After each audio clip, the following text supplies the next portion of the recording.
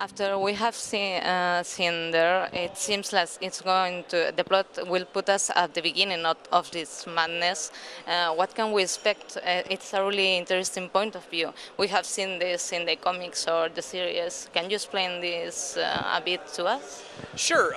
The time frame of the game actually is a point that they really haven't explored in the show, short of just like some brief flashbacks.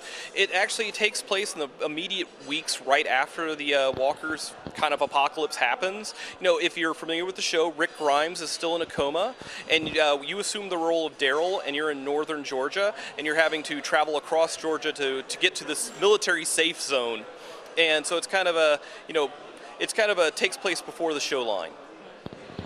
We have a survival game. What are we going to have to do to survive?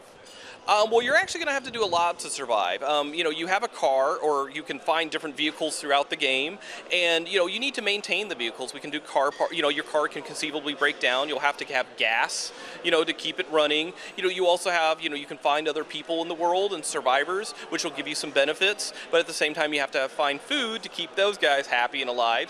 You'll find first aid, which can, has multiple benefits, both in the actual game when you're exploring and trying to find supplies yourself, as well as if one of your survivors gets injured as well. So there's a lot of different pieces there to kind of help with that survival aspect of it.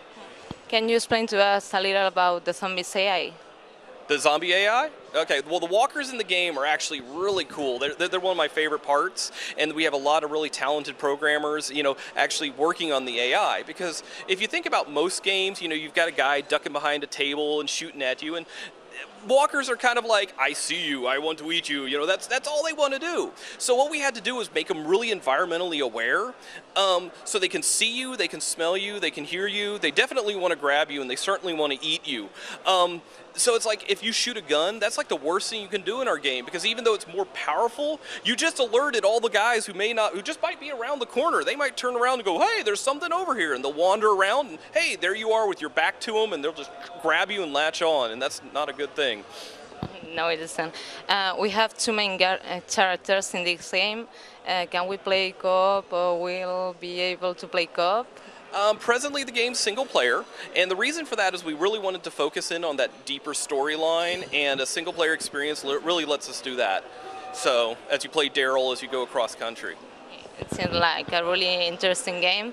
Thank you for answering our questions, and thank you for all. Thank you very much. Bye-bye.